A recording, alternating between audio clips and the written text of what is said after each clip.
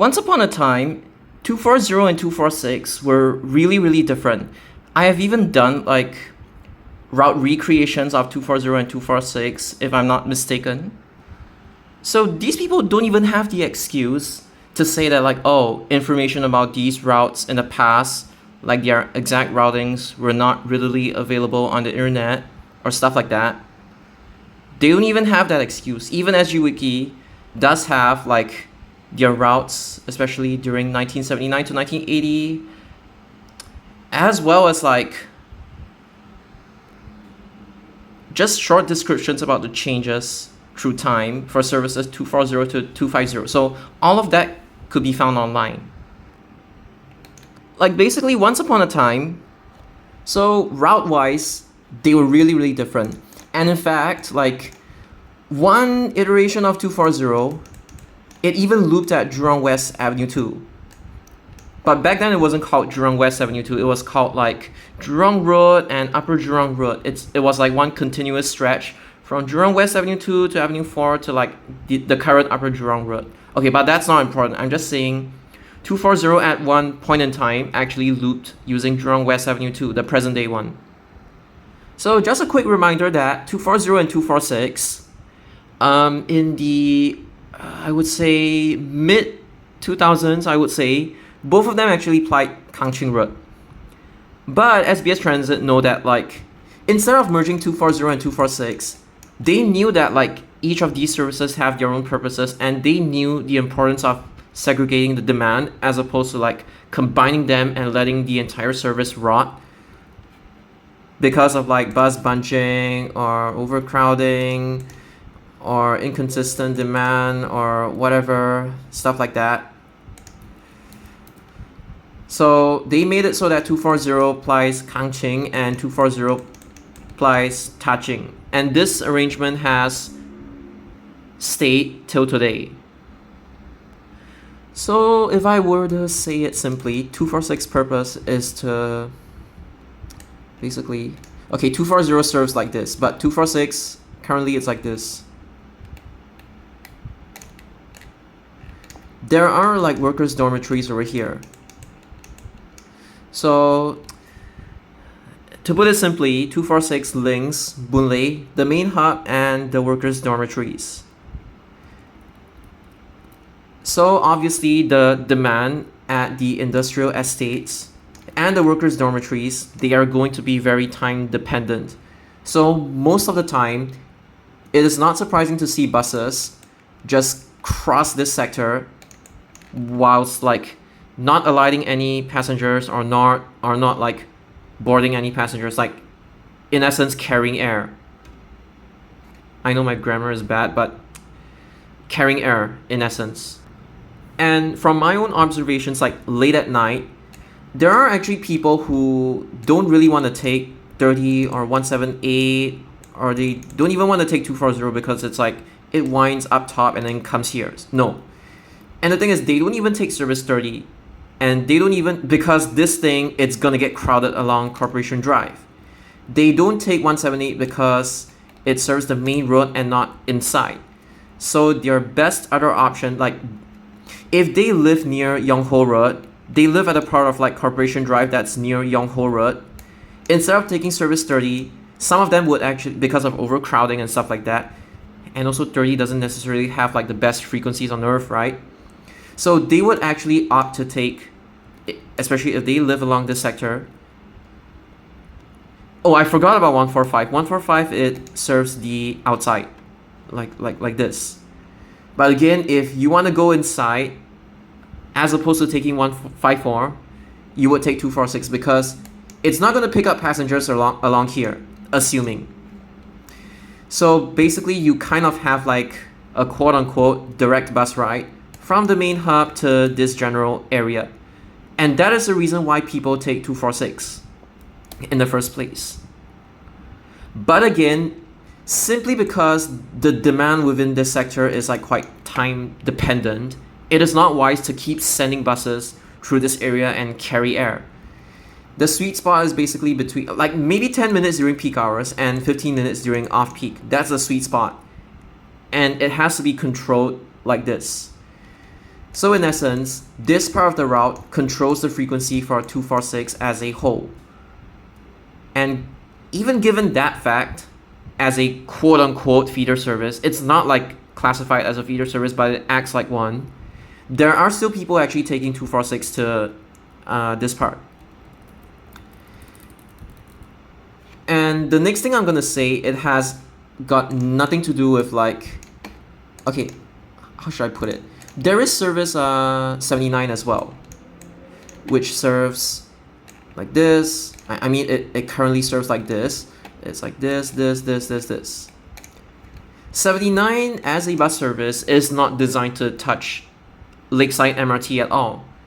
But when you compare 79, the one that I crayoned in orange, and 246 as a whole, 246 actually does have this one benefit. It allows people along here to access not just Taman but Lakeside MRT as well.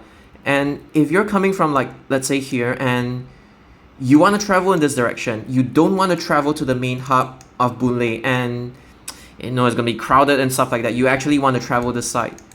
So 246 actually gives you that benefit. And that's the reason why 246 even touches Lakeside MRT in the first place. And obviously it takes pretty much a straight route. I mean, touching was added.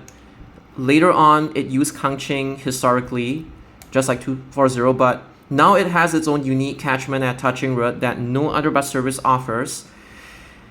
Cause it's like, you want to appear on the correct side of Lakeside MRT, right? So you take 246. You don't take 49 and appear on the opposite side. Whereas if you're coming from the MRT, you might opt to take 49 like this. Okay. But again, there is a reason why 246 goes to Touching Road and then Yuanqing and Boon Lay Way. Because 246, it has to call outside Boon Lay Lakeside MRT, right? There's literally no other place you can send it. And 246 basically goes here. And you need to make 246 loop because there is no point making a green and white plate service. The nearest looping point, and also for historical reasons as well, is over here. So to put it simply, 246 just loops here. And the one big reason why you cannot make 240 and 246 a consolidated green and white plate service, like a bidirectional loop service, is because you would, as I've explained many times, people from outside need a hub spokes bus service inside. And it's only done by 246. There's also 258M that kind of does like the opposite, but 258M doesn't operate every day. But 246 has this purpose. Like if you're coming from the bus service that's outside, like let's say 198, 174, or even 502, you alight here and then you transfer to 246 to go inside. That is the reason why 246 is designed to loop at this area. I mean, it's also one of the closest. I mean, where else could you make this bus service loop at? Like, I don't know, along here. It doesn't make sense, right? At least you push it through here, you could hub spoke. And then from outside to inside, hub spoke, and you could at least get some demand and potentially offload 240 a little bit. So this explains 246's route design. Now I shall explain 240. 246 is clearly an industrial bus service. That's why you have to control the frequencies and split both services like this. 240 is residential.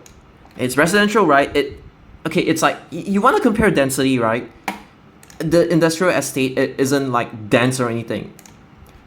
240 would have, on average, more demand. And that's the reason why it operates at higher frequencies. Like, it basically links this area to this area. The only difference is that it doesn't serve here. And then this area. And if I just trace out the entire route, it just loops at Yongho. It's a fast turnaround. It's only left turn, left turn, left turn, left turn. The left turning is important. It has to like turn around quickly. Because you need to segregate demand, and 240 is not meant to be funneled into this area in the first place. Like, you funnel it along here, it'll fetch air, basically. So essentially, this thing, all I'm gonna say is residential, your pivot is the MRT, residential, and residential. And Kangxing, because 246 goes touching. So that alone, it makes it different. So I don't really have anything much to say about 240 except the fact that it's residential and obviously a purely residential. When you have a purely residential service in the form of 240 versus a kind of a mix between residential and industrial, obviously the frequencies are going to be different, and that's the whole point of it. It's to control the frequencies. The reason why 246 even intercepts Lakeside in the first place is because, again, like I've explained, people from like Jalan Tukang, if they want to go to Lakeside, at the very least, they have a bus service there. And they also found out that, like, okay, we'll just make 246 help out 240. That's how the route changed over time. And SBS Transit has been okay with this, and it works, because making 246 like loop at any other place is not really the most efficient, and you wouldn't really get a lot of people, because in Street 51 you already have like 98, 187 and stuff like that, so you don't really need another bus service inside here. Again, from outside to inside, it's just the best thing to do in this scenario. If you keep 240 and 246 split, what happens is that in this industrial estate, you're only really pushing buses every 10 to 15 minutes. Basically, the quote-unquote fetch air sector outside of the timings whereby there's actually demand. Let's say the dormitory workers are like returning from Jurong Point and they're going back to their dorms, okay. Or vice versa. Basically, during the times whereby there is nobody in the industrial estate, that dictates the frequency for 246. When you split it, which is what you're meant to do, you are essentially controlling the number of buses that end up fetching air across this sector, especially late at night, where people only really take 246 to access like this area in general. The reason why 246 even has double deckers in the first place is because there is demand along this sector during daytime and not really nighttime. Nighttime, it depends on what time the workers actually return to their dorms. Typically around 9 or 10 p.m. actually. Like they go here for their dinner or something and then they just return. But outside of these timings, they were like, okay, let's not keep running buses to fetch air like this at such high frequency. It's like, okay, in short, you control the number of buses going through here that carry air. If you choose to consolidate 240 and 246, not only are you breaking this hub spoke, not only are you breaking up the Kangxing and Taching uniqueness, and basically you're forcing everybody to crowd along the consolidated services along the. So it's like, before you would have 240 comfortably fetching passengers, and then you would have 246 comfortably fetching passengers at whatever frequency it's running at. So when you merge them, you would have this sector that it's like super empty, and you would have this sector that is like strained to the core. Apparently some people just cannot understand the reason why bus services have to be segregated in terms of like demand in the first place. It's just like you have 179 and you have 241 and you do not attempt to merge them both into one service, obviously. You split them. In the same case, you split 240 and 246. Okay, I know that wasn't really the best answer, but like, you just don't strain the bus services. If you indeed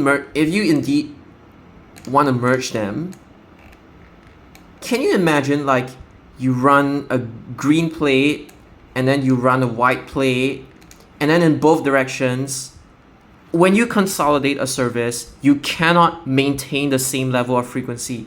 You need to increase it to, I would say, around like 5 to 7 minutes. And then every 5 to 7 minutes, you would have buses essentially fetching air throughout this sector. Then you have to keep pumping in more and more and more and more and more resources, and yeah, that's about it. I don't want to go on for any further because I think you guys get it. One extra thing, Changi Village only has these 4 bus services. So, in essence, right, Pasir Ris, this thing, Tanah Merah, this thing is Tampines Avenue 7 and 9. This thing goes to Tampines Avenue 7 plus 2 plus 1, that giant hub spoke bus stop, and Bedok Reservoir. I'm not spelling it correctly. Reservoir plus Kaki Bukit, which also includes like Eunos Link and Jalan Eunos as well. If you make 59, skip Changi Village altogether, you truncate it to I don't know where, you are going to make Changi Village lose access to all of these places, from Avenue 2 onwards to Jalan Eunos. Not just that, like Changi Village already has like really poor accessibility to the outside world. In the past, can you imagine, they only had 2 and 29. So SBS Transit, they were like, okay, let's send more bus services to that area. And you know, some people, they actually go to like Changi Village, even if they're not residents, they go there for like recreation and food and stuff like that. Recreational stuff, and yeah. So it kind of like brings more people into that place, right? You know, public transport is supposed to be convenient, right? So it brings more people to these places. That's the reason why in the mid to late 2000s, I think mid to late 2000s if I'm not mistaken, they introduced 59 and they introduced 109. This thing has like a runtime of like 85 minutes. It's not even that bad, so I don't even know why people want to change it. But okay, it's like they used to have just 2 and 29. That was bad. So they gave you 1 bus service to Pasir Ris, 1 bus, and essentially 1 bus to TP bus stop, Sengkang East Road, a little bit of Ang Mo Kio GRC's Hougang, and then Yio Chu Kang Road and Serangoon. Then they also gave you another bus service to Tampines, Kaki Bukit, Toa Payoh, Bishan. So these bus services, right, and even service to 29 is more or less like, I know historically this thing went inside Changi Airport Cargo Complex and it was later shortened to Changi Village. Even back then it still plied like Cranwell, Netheravon, and okay, that's not important, but basically 20, there used to be like 1A, 1, 2, 9 or whatever bus services. They were eventually cut because of blah blah blah duplication and stuff like that, because that was during a time whereby Punggol didn't exist, Sengkang wasn't developed, and then Pasir Ris as a town didn't even exist. So obviously everything pretty much duplicated along like Tanah Merah area, and they had to cut them and consolidate everything into Service 2. That one was out of necessity, but nowadays Changi Village actually has decent connectivity. Again, Tanah Merah, Pasir Ris, the entire east-west line, obviously. People, like, you need a direct bus not just to Tanah Merah. You need it for the entire east-west line up till like Bugis area. And then Service 2, last bus, it takes you all the way to Chinatown.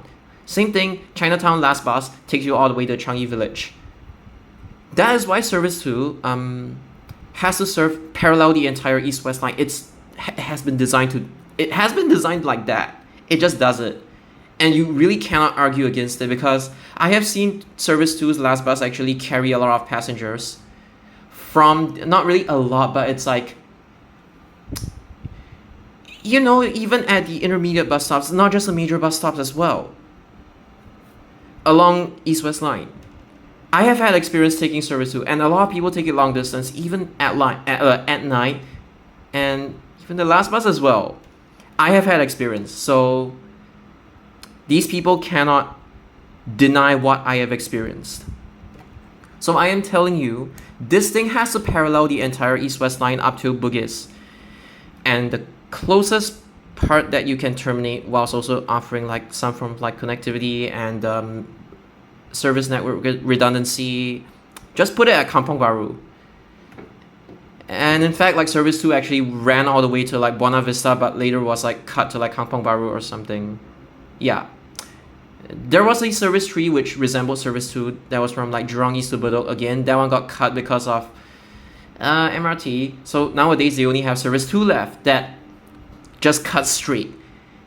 You need a bus service that cuts straight from Chinatown all the way to like Changi Village. You cannot swap 2 and 12. It just makes no sense from like a network perspective. Again, Tanah Merah, I'll just put here East-West line. East-West line.